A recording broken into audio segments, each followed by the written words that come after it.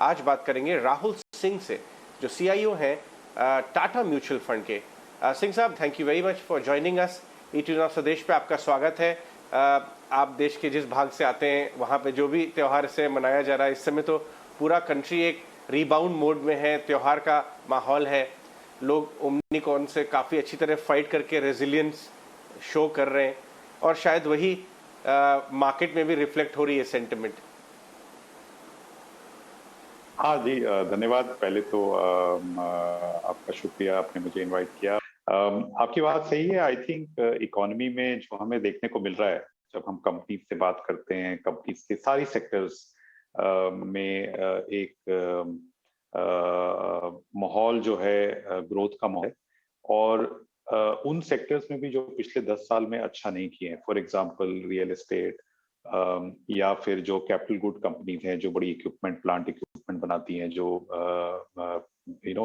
EPC companies हैं, इन सारी companies में भी आपको देखने को मिल रहा है कि जो मोमेंटम उन्होंने पिछले 8-10 साल में कभी नहीं देखा, वो अब उन्हें देखने को मिल रहा है। तो मैं ये सब बातें इसलिए बता रहा हूँ कि ये जो हमें रिकवरी देखने को मिल रही है, ये 1-2 सेक्टर से जुड़ी हुई नहीं है, ये 5-6-7 सेक्टर से जुड़ी हुई है। और ऐसा बहुत कम ही देखने को मिला है इंडिया में पिछले 10 सालों में कि सारे सेक्टर्स एक साथ अच्छा कर रहे हैं। और यही एक कारण है कि आपकी जो करेक्शंस हो रही हैं वो बहुत डीप करेक्शंस नहीं हो रही, क्योंकि कोई ना कोई सेक्टर आपको सपोर्ट दे रहा है। आपकी वैल्यूएशंस कोई कोई सेक्टर्स में अभी भी रीजनेबल हैं, इवन दो मार्केट एक्सपेंसिव है, बट किसी किसी सेक्टर्स में वैल्यूएशन अभी भी रीजनेबल है। तो मार्केट को एक सपोर्ट है, डाउनसाइड सपोर्ट है, और अपसाइड में ग्रोथ का आउटलुक ऐसा मैंने पिछले 8-10 साल में नहीं देखा, जहाँ इतने सारे सेक्टर्स कंट्रीब्यूट कर रहे हैं। ये बात बिल्कुल ठीक है कि जो आप इस बार देख पा रहे हैं, काफ़ी सारे लोगों का ये कहना है कि इस तरह का मार्केट हमने काफ़ी सारे सालों में नहीं देखा है।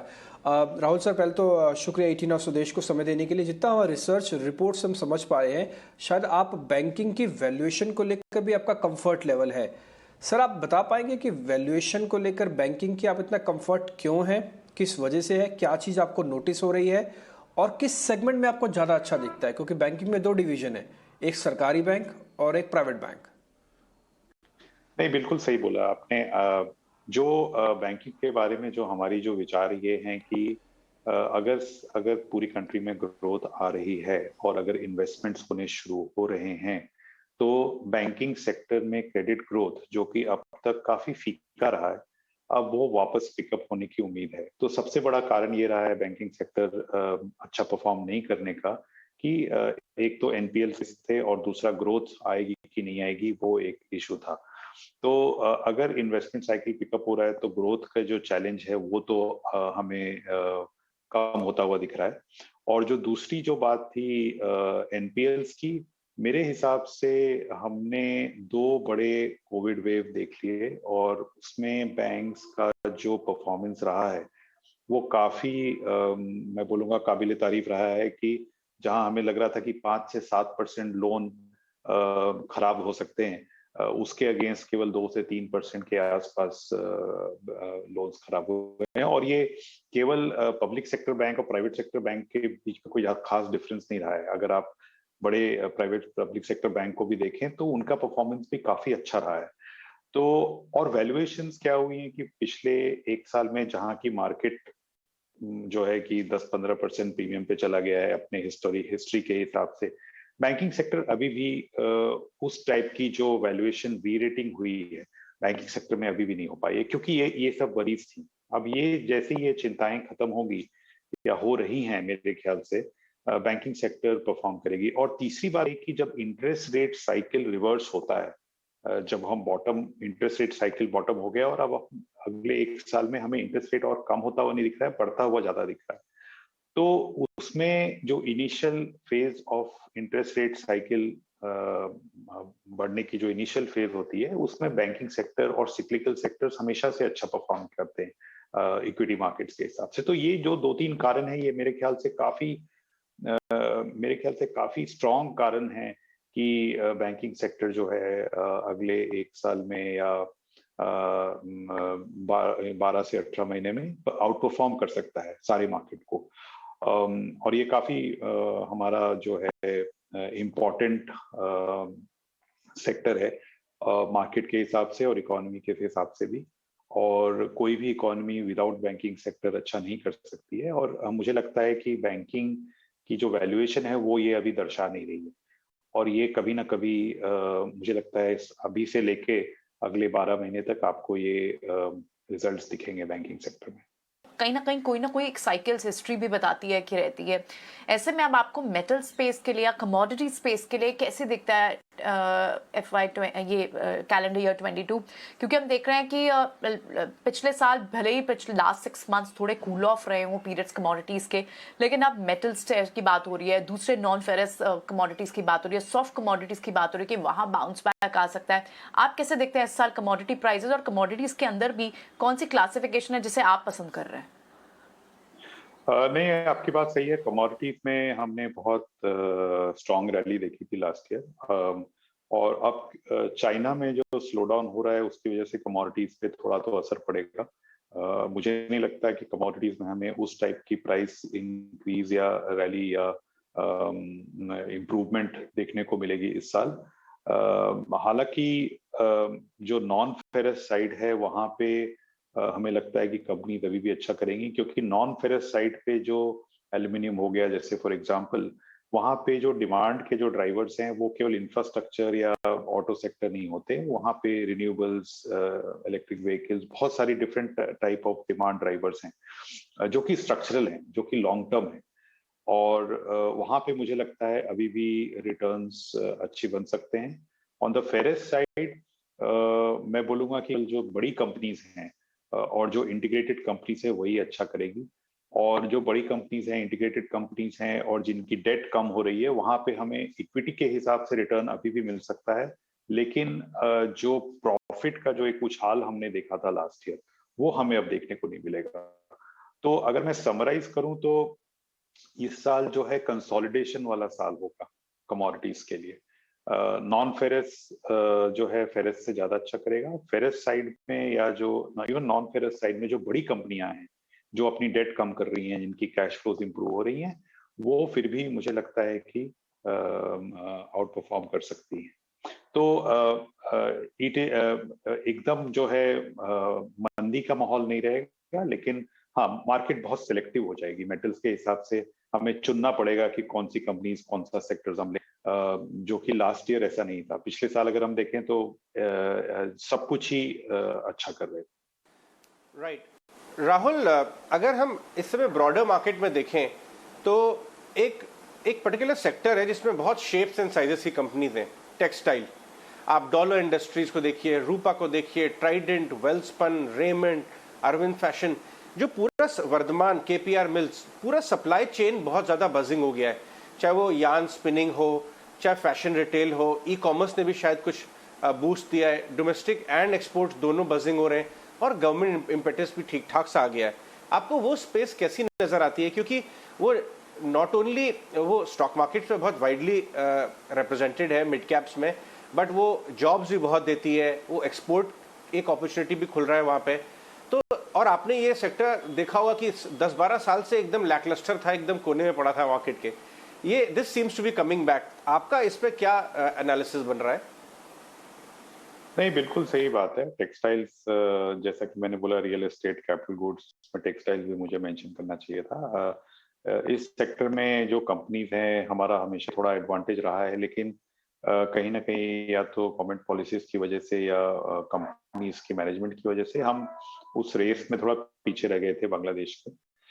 अब जो है जो वापस फोकस आई है टेक्सटाइल सेक्टर पे कि भाई textile sector can be big export sector. और दूसरी बात है कि कंपनीज ने भी अपनी जो इन्वेस्टमेंट की थी उनका भी अब रिजल्ट्स आने लगा है। जो मार्जिन्स हम बना रहे थे, जो कंपनीज बना रही थी बिकॉज ऑफ ओवर कैपेसिटी, वो ओवर कैपेसिटी कम हो रही है। ओवर कैपेसिटी कम होने से मार्जिन्स ऐसे भी इंप्रूव हो रही है, एक्सपोर्ट सिचुएशन इंप्रूव हो रहा है, ऑर्डर बुक्स इंप्रूव हो रही हैं जो गारमेंट मैन्युफैक्चरर्स हैं, फैब्रिक मैन्युफैक्चरर्स थी। तो 2-3 चीजें जो है साथ में अच्छी हो रही है और गवर्नमेंट पॉलिसी भी सपोर्टिव हो गई है पिछले 1 साल में और आगे जाके और भी होगी। तो मेरे ख्याल से हालांकि ये बहुत बड़ा सेक्टर नहीं है, बट आपकी बात सही है कि इसमें हमें काफी सारी कंपनीज की ऑप्शंस मिलती है इन्वेस्ट करने की, और हम इसमें इन्वेस्टेड भी हैं कुछ कंपनीज में, और हम हमेशा ये इस सर्च में रहते हैं कि ऐसी कौन से सेगमेंट या कौन सी कंपनीज में टेक्सटाइल में इन्वेस्ट कर सकें। हम ये हमें सेक्टर अभी प्रायोरिटी बेसिस पे हम इसको व्यू कर रहे हैं। 5G इंडिया में अब रोल आउट होगा, ये बात हमें पहले मिनिस्टर्स भी एक बार दो बार हमारे कॉन्क्लेव में आके बता चुके हैं, और शायद जल्दी हो जाएगा, इस कैलेंडर के फर्स्ट हाफ में हो जाना चाहिए। तो वैसे सर्विस प्रोवाइडर के तौर पर तो 2 ही बड़ी कंपनीज हैं, इनफैक्ट 3 बड़ी कंपनीज हैं, लेकिन और बेनिफिशरीज बहुत है सप्लाई के अंदर। तो आप इस सेक्टर में अगर कुछ फ़ायदा उठाना चाहते हैं बीइंग एज एन इन्वेस्टर्स, तो आप फ़ायदा कैसे उठाएंगे इस पूरे सेक्टर का, क्योंकि एक नए फेज में हम जा रहे हैं जिसको हम 5G कहते हैं। देखिए, इंडिया में इक्विपमेंट मैन्युफैक्चरर्स के ऑप्शंस थोड़े कम हैं, और मैं अगर आपको फायदा उठाने की बात करूं तो अगर मैं कंपनीज के नाम तो नहीं ले सकता, तो कंपनीज के नाम लिए बिना बोलना बहुत मुश्किल है, लेकिन हाँ कुछ ऑप्शंस हैं, और टेलीकॉम ऑपरेटर्स तो हैं ही, क्योंकि अब टेलीकॉम में सबसे बड़ी बात ये हो गई है कि गवर्नमेंट ने जैसे ही स्टेक ले लिया है वोडाफोन आइडिया में, और जो सेक्टर जो है वो तीन कंपनीज की जो स्टेबल मार्केट शेयर वाली सेक्टर हो गई है। मुझे लगता है कि टेलीकॉम सेक्टर या टेलीकॉम ऑपरेटर्स के जरिए ही खेलना इसको बेस्ट रहेगा, क्योंकि एक तो वैल्यूएशंस बहुत एक्सपेंसिव नहीं है, दूसरा इंडस्ट्री स्ट्रक्चर इंप्रूव हो गया है, टैरिफ्स बढ़ रही हैं, और डेटा के हिसाब से हमारी जो डिपेंडेंस है डेटा पे वो अब बढ़ने ही वाली है, वो कम नहीं होने वाली है। स्पेशली कोविड के बाद तो उसमें और भी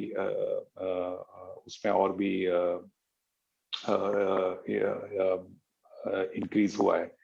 तो अगर मैं देखूं कि अगर कोई लार्ज सेक्टर के थ्रू अगर मैं इस थीम को प्ले करना चाहूं, तो उसमें मुझे लगता है टेलीकॉम ऑपरेटर से अच्छा कुछ भी नहीं है अभी, और क्योंकि सेक्टर इंप्रूव हो गई, और मुझे लगता है कि कहीं ना कहीं 5G ऑप्शन की जो प्राइसिंग है गवर्नमेंट ने जो सेट की थी वो भी रिव्यू होगा, क्योंकि वो प्राइसिंग जो थी स्पेक्ट्रम की वो काफी एक्सपेंसिव थी, और जब 2 ही 3 बिडर्स रह गए हैं, मेरे ख्याल में से 2 ही बिडर्स रह गए हैं, तो कहीं ना कहीं गवर्नमेंट को ये सोचना पड़ेगा कि 5G ऑप्शन की जो प्राइसिंग थी वो सही थी कि नहीं थी, या उसे कितना कम करना चाहिए। तो उस हिसाब से हमें लगता है कि डेटा पे जो डिपेंडेंस है या डेटा ग्रोथ का अगर हम अपॉर्चुनिटी को हम लीवरेज करना चाहें, तो टेलीकॉम ऑपरेटर से अच्छा अभी कोई मुझे ऑप्शन नहीं दिखा है। राइट, तो आप इस सेक्टर पे बुलिश दिखते हैं राहुल। लेकिन अब दूसरे कुछ और सेक्टर्स की आप बात करें, आपको क्या लगता है कि इस साल किस तरह की यूएस डॉलर को लेकर जो वीकनेस दिख रही है इंडेक्स को लेकर, उससे एक्सपोर्टर्स को कितना फायदा मिल सकता है? इस सेगमेंट पर अगर आपकी नजर हो, कैसे आप इस स्पेस को देखते हैं? देखिए, जो एक्सपोर्टर्स हैं, जो एक्सपोर्ट ड्रिवन कंपनीज हैं, अगर आप हिस्ट्री में जाएं और देखें कि जो आईटी सर्विसेज जो सॉफ्टवेयर कंपनीज हैं वो डॉलर वीकनेस या रूपी स्ट्रेंथ के टाइम पे कैसा परफॉर्म करती हैं, ऐसा कोई ट्रेंड आपको नहीं मिलेगा। अल्टीमेटली जो डॉलर ग्रोथ है, अगर रूपी 74 का 78 हो जाता है, अगर डॉलर ग्रोथ चेंज नहीं होती है, तो मुझे नहीं लगता कि सॉफ्टवेयर कंपनीज में कोई ज्यादा रीजन या ज्यादा एक्साइटमेंट होगा उनके वैल्यूएशंस को लेके या उनके परफॉर्मेंस को लेके, क्योंकि एक्सपोर्ट कंपनीज जो हैं वो यूएस इकोनॉमी पे डिपेंडेंट है, और अगर यूएस इकोनॉमी ग्रो कर रही है और डॉलर अप्रिशिएट हो रहा है, वो फिर भी अच्छा है इस कंपैरिजन में कि अगर डॉलर डिप्रिशिएट हो रहा है और यूएस इकोनॉमी अच्छी नहीं कर रही है। तो एक्सपोर्ट के हिसाब से डॉलर रेवेन्यू ग्रोथ सबसे इंपॉर्टेंट है मेरे ख्याल से।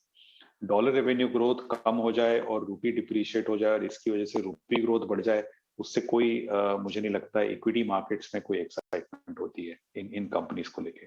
तो मैं यही बोलूंगा कि अगर हम आज देखें सॉफ्टवेयर कंपनीज क्यों अच्छा कर रही हैं, क्योंकि डिजिटल स्पेंडिंग जो बढ़ रही है और जो डॉलर रेवेन्यू ग्रोथ आ रही है, वो किसी ने एक्सपेक्ट नहीं किया था 2 साल पहले, कोविड के पहले, और वो एक बड़ा सरप्राइज है। और इसलिए अब अगर रूपी डॉलर 72 हो जाए या 77 हो जाए, उससे कोई खास मुझे नहीं लगता कि सेंटिमेंट में फर्क पड़ेगा। इसलिए एक्सपोर्ट ड्रिवन कंपनीज को हमें रूपी डॉलर के हिसाब से नहीं देखना चाहिए।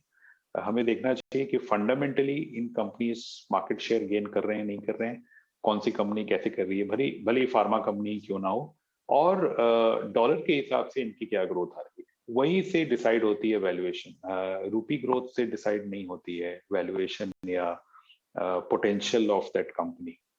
राहुल, एक स्टेप बैक लेते हैं और इन्वेस्टिंग प्रोसेस के बारे में बात करते हैं। आप भी बाजार में बहुत लंबे अरसे से हैं और हम ईटी नाउ स्वदेश पे इन इश्यूज को इसलिए बात करते रहते हैं बिकॉज हम समझते हैं कि टियर 2 टियर 3 टाउन्स में अमंग मिलेनियल्स जो यंग हमारे इन्वेस्टर्स बाजार में जुड़ रहे हैं, उनको इन्वेस्टिंग प्रोसेस के बारे में भी उतना ही ध्यान देना चाहिए जितना ध्यान उन्हें क्या खरीदें, क्या बेचें, क्या पोर्टफोलियो का पार्ट बनाए। आज सुबह हावर्ड मार्क्स जो एक बहुत बड़े ग्लोबल इन्वेस्टर हैं, यूएस के 136 रिचेस्ट अमेरिकन भी हैं, वो जो फंड चलाते हैं एक बहुत बड़ा, उन्होंने एक मेमो लिखा है और उसमें उन्होंने बात की है इम्पोर्टेंस ऑफ सेलिंग आउट और बुकिंग प्रॉफिट्स। हमेशा हम लोग मार्केट में इस बारे में बात करते हैं क्या खरीदना चाहिए, बट क्या बेचना चाहिए पोर्टफोलियो में, कब बेचना चाहिए, क्या विनर्स को प्रॉफिट टेकिंग करनी चाहिए या लूजर्स को काटना चाहिए, इस बारे में कम बातचीत होती है, स्पेशली जब आपका कोई बेट मल्टीफोल्ड राइज हो जाता है।